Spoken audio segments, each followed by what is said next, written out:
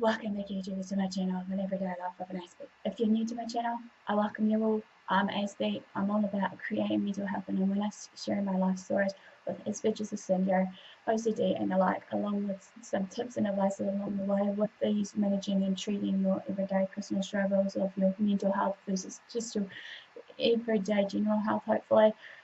And I also do some other bits and pieces along the way also, which is basically just some fun and games as well as just, some challenges and everything else in between, just to lighten up your guys' moods hopefully as much as I can.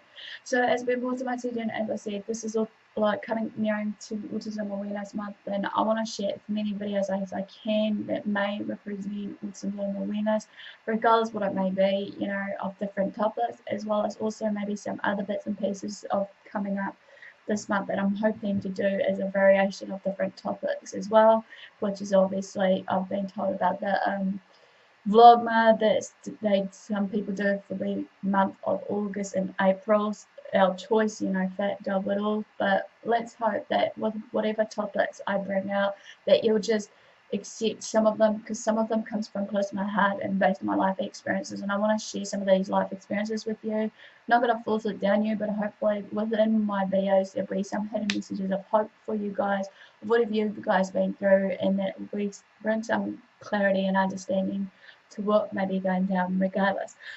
So, without further ado, this one's obviously how to help your autistic child if you've got an autistic child, or even just an autistic child in the classroom, wherever it may be. As you know, basically, sometimes life can be really difficult for parents, teachers, and the like that, has a child in an environmental setting that is autistic, or has a form of autism spectrum disorder. It doesn't have to be autism, it doesn't have to be Aspergers syndrome, it can be other autistic spectrums disorders that comes into play with this, be it, NPOD and all these other ones that I think I clearly addressed earlier on when I first started my channel 2 years ago, if I'm rightly, now that I've been on here for 2 years, almost probably going on 3, I can't recall. But enough for the do, guys. Basically, as we know, sometimes it's never easy for the child, teen, whatever, to cope with their worlds of chaos or whatever it may be.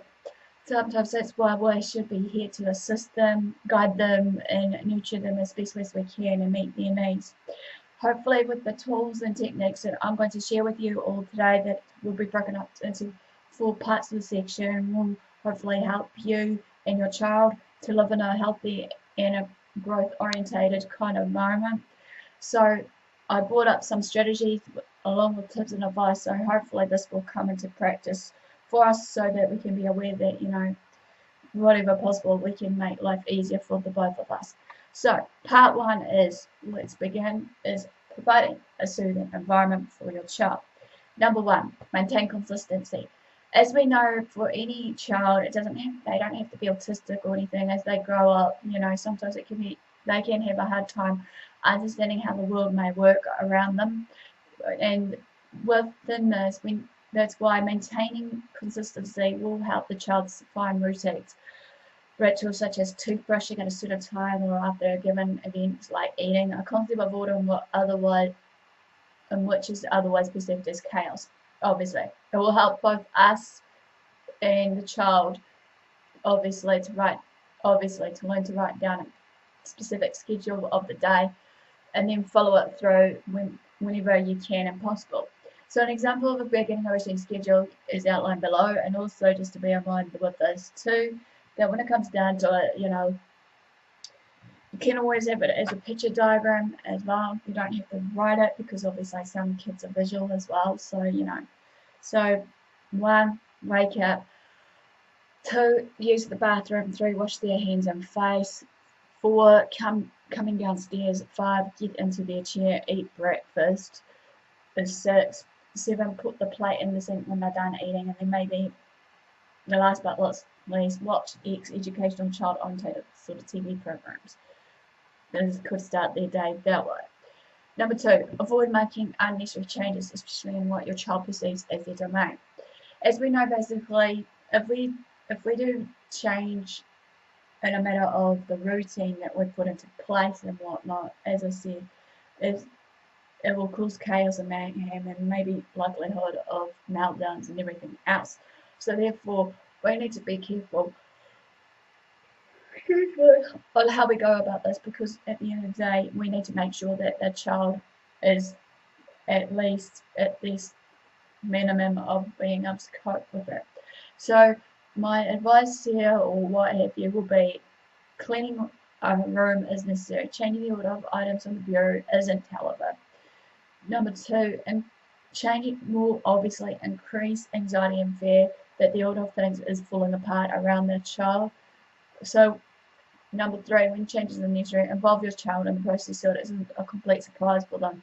So that therefore, again, it will not cause any chaos or meltdowns or whatever it may be for you and the child. If you move any furniture, for example, try to engage your child in that process, or at least allow them to observe and be aware of these changes that you're doing around them.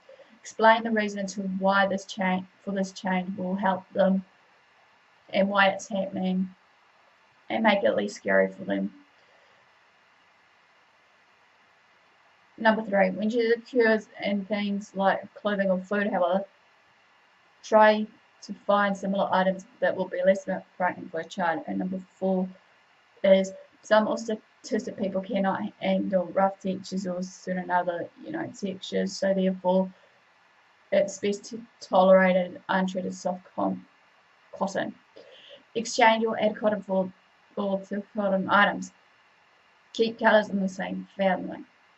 Number three, use natural or full spectrum lighting whenever possible.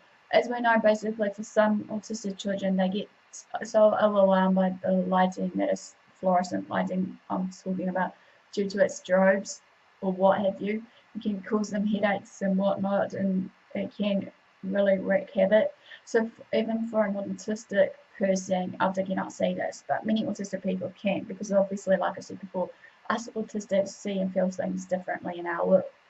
If you see that your child may look distressed or that the lights are flickering, ask if the lights are being bothersome to the child. So always be considerate about what your child needs and wants at that time. Number four, consider noises in the environment. Some autistic children are most sensitive to noise, not all. Noises that are neurotypicals can filter out can be confusing or even painful to the autistic child. Buffer rebound noise or loud sounds in general by putting tapestries on walls, using soft fabrics on furniture that can help with some texture, adding room, dividing decorative elements, etc., to allow them to have a period where they can cool down if it's so overwhelming for them within that noise threshold. Be careful about competing sounds. The television will get turned up if people are speaking, which will cause people to speak louder and so forth. The more competing sounds are around, the more likely your child is to hear a loud mush of intelligible sounds only and become so overwhelmed. Number five, let them retreat to a quiet area when they want to. This is just what I said back to number four. If your child starts becoming overwhelmed, stressed, and the like, they will naturally seek out what they need, which is their peace, and finding a place in that house as a safe haven for them to retreat to. Try creating a quiet enclave where they can retreat when needed. Don't let siblings and other family members bother your child when they need this quiet time. This could lead in an outburst or, again, a full-blown meltdown. If they were in the middle of something, such as eating or doing homework, let them come back to it once they are calmer, or they may be able to do it in that quiet room that they've got in that house, such as maybe a teenager may eat in their bedroom. Number six, ensure safety around your home. Autistic children are often very curious about their environments. Also, they can be clumsy.